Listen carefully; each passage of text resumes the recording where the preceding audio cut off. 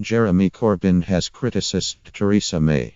Speaking at a Leeds community regeneration project to a crowd of conservative activists, rather than users of the building who said they had left for the day before she arrived.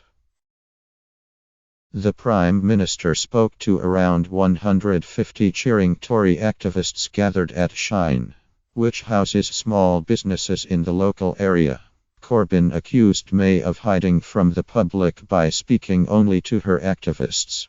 Richard Bergen, the do.As Labour MP, said the Prime Minister had missed an opportunity to speak to users of the project, who include female former prisoners. She won't take part in TV debates and she won't talk to voters, Corbyn said. Refusing to debate Labour in this election isn't a sign of strength. It's a sign of weakness. What is she afraid of?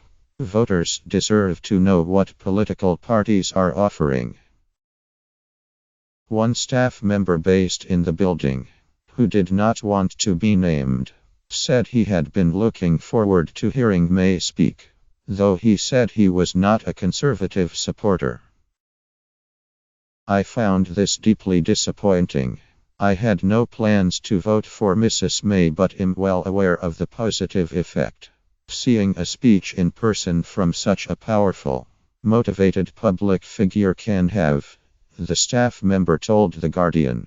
I had a similar opportunity with both David Cameron and Gordon Brown when I worked in radio, and it was very inspiring.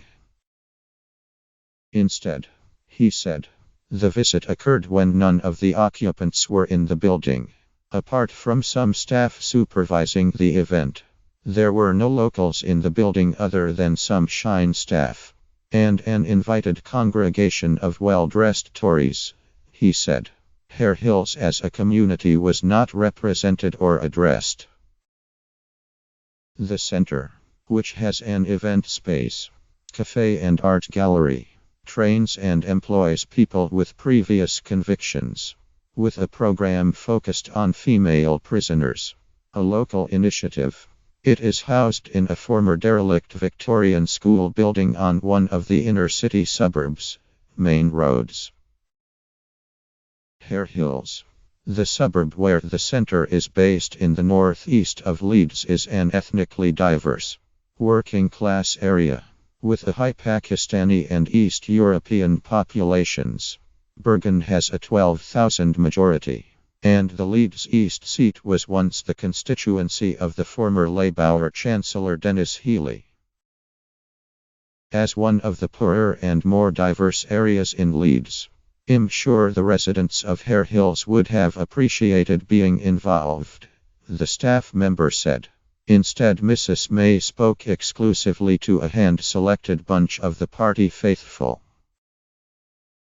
Todd Hanula, Shine's founder, said the event was a private one held after hours, and that guests were only those the event organizers had invited themselves.